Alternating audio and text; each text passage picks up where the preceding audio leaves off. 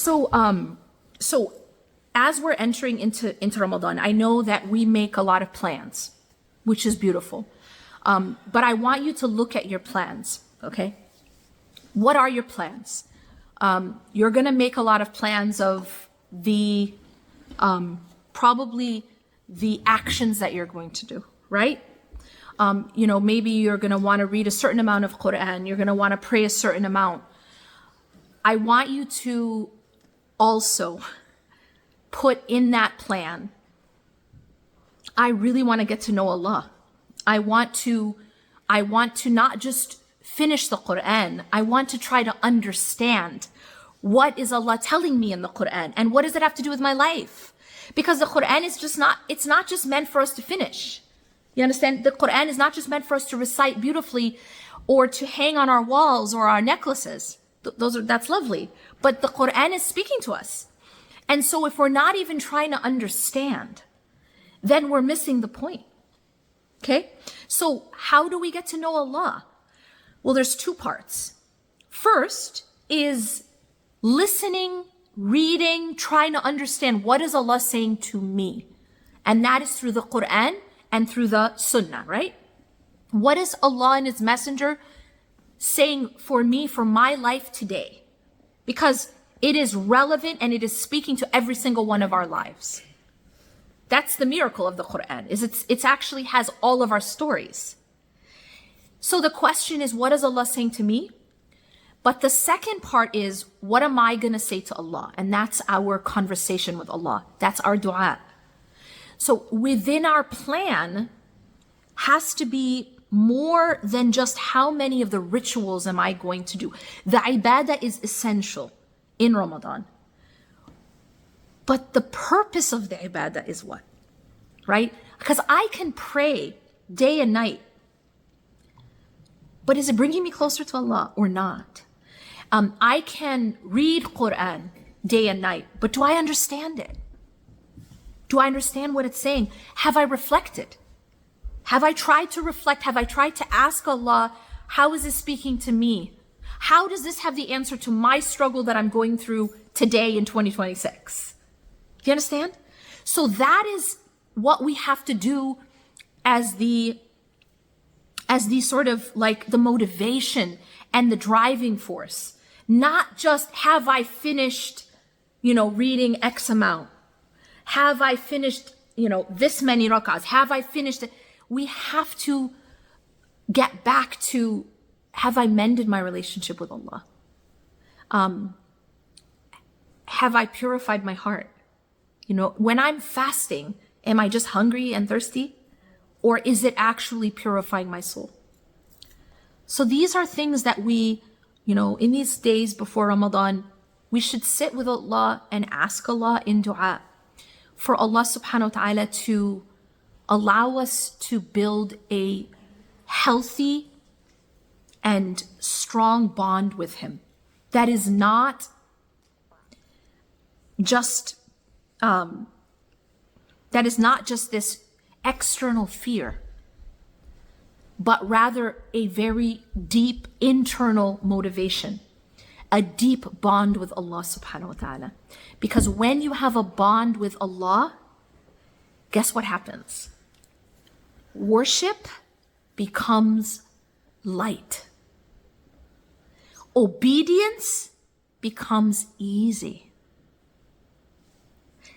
This is very important. See, it will be very difficult to obey Allah subhanahu wa ta'ala's orders if I have not mended the bond with Allah subhanahu wa ta'ala. If I've not purified my heart, it'll be harder. Worship can feel very heavy. Obedience can feel very difficult. Let me give you an example, okay? There is a statement of Aisha radiallahu anha. She says, if the first verses to be revealed were, do not drink alcohol, the people would have said, we will never leave alcohol. Now I want you to think about, who are the people that she's referring to? Sahaba. It's not just anyone. She is saying that if it was the first verses, like if it started off with this rule, they would have rejected it. She said if the first verses to be revealed said, do not commit zina, the people would have said, we will never leave zina. So what is she saying? She's saying that the first verses were not about haram and halal, the rules. They were not about the specifics of riba, interest, or riba, or zina, or alcohol. Those came later in Medina. What was happening in Mecca with the verses in Mecca? They were building the bond with Allah. They were tawheed. They were who is Allah. They were who is Allah. They were what is the day of judgment. They were what is my responsibility with Allah. What is my role? What does it mean that I am abd?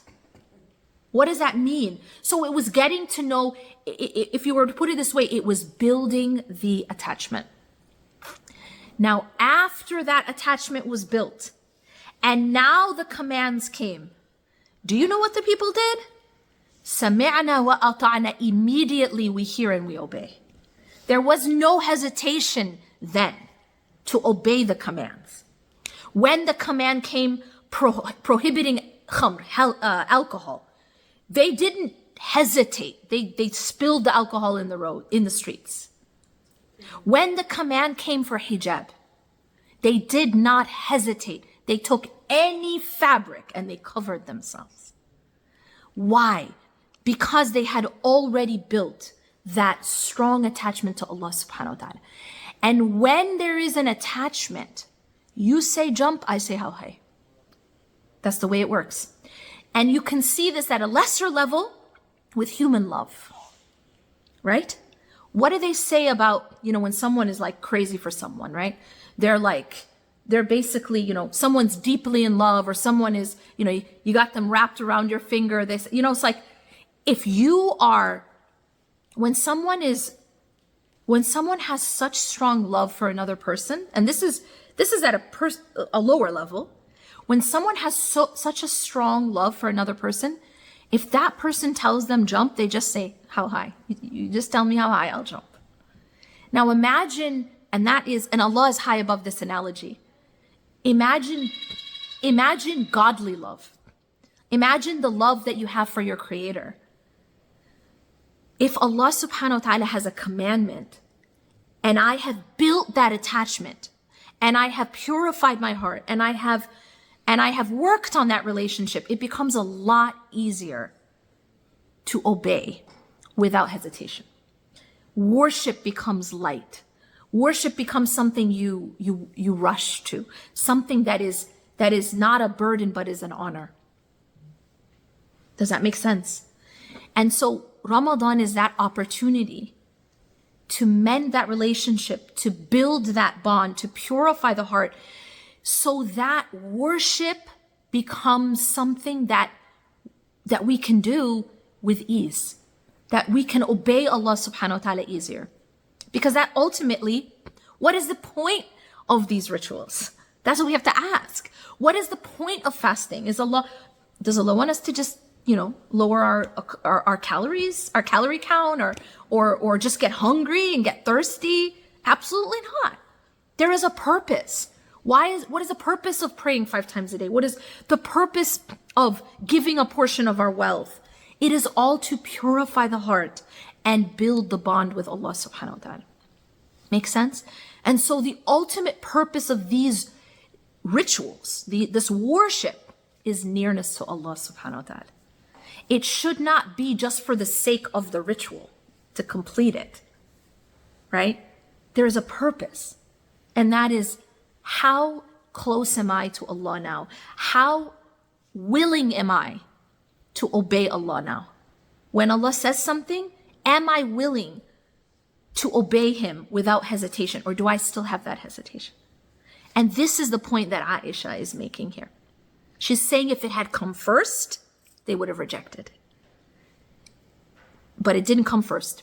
It came after they had built a deep bond with Allah. And therefore, they literally immediately obeyed.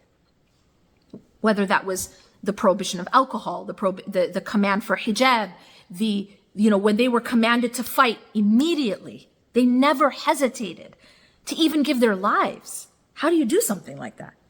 Well, there has to first be that, if someone you don't care about tells you, hey, go fight. Oh, no, right? No, I want to preserve myself.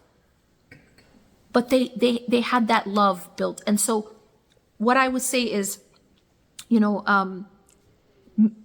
make sure that we understand the purpose of these acts of worship that we plan. That we're going to, inshallah, we have the plan, we're going to fast, we're going to pray, we're going to read Quran, we're going to give more in charity, we're going to do these things. But understand that what is the purpose of it, and make sure that it is fulfilling that purpose. That we are not just getting tired at night and getting hungry in the day and getting thirsty. That when we are reading the Quran, we're trying to understand. And begin with asking Allah. Okay, so that's what I want to, inshallah, wrap up with. Remember that we can't get to Allah without Allah.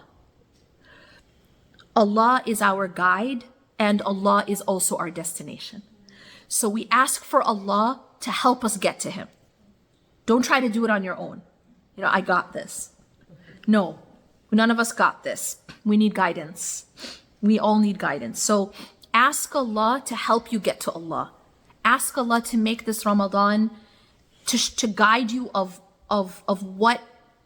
guide you towards Him, to guide you towards the actions that He will love, to guide you toward the worship in a way that He will love. Okay? Subhanakallah wa bihamdaka ashhadu an la ilaha illa ant astaghfiruka wa atubu ilaik. Are there any questions? Or you can also share a reflection if you want, inshallah.